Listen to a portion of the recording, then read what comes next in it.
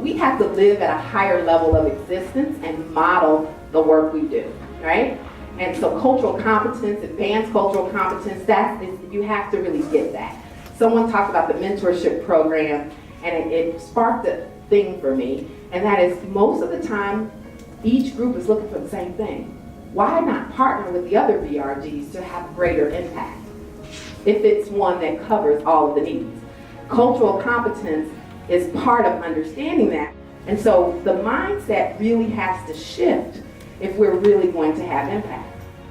It really is about, to me, creating a culture of women supporting women or women empowerment.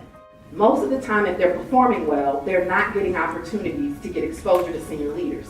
So your programs can create that exposure, which is the gap. Because the people who get promoted, they're not just performing, they have exposure.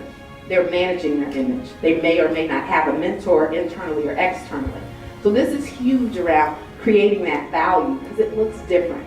I think that many times people will be on a great path and we get derailed, either because of obstacles in the road, and how long we were derailed can make a difference on your trajectory. When you deal with naysayers, if you will, or people that have great suggestions, the key, I think it's a brilliant strategy. And it's not to say, he wasn't trying to be flippant or anything, right? It was just, hey, will help us. What does that look like, etc. And that's a great way to even engage members as well. So I love that. So when we start really creating these win-wins in our relationships with others or within the business or the organization, the value really goes up once we do that. So start figuring out your win, redefine it if needed, but start making connections with others. The bottom line as we think about these groups and some of the things that have surfaced in our dialogue thus far is that we really need to rethink how we even see these groups. If we were looking at them as social networks or they're being perceived as social networks, are we operating truly like a business resource group?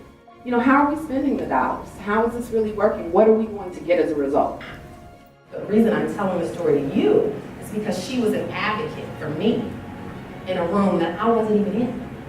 So, where are you an advocate for others?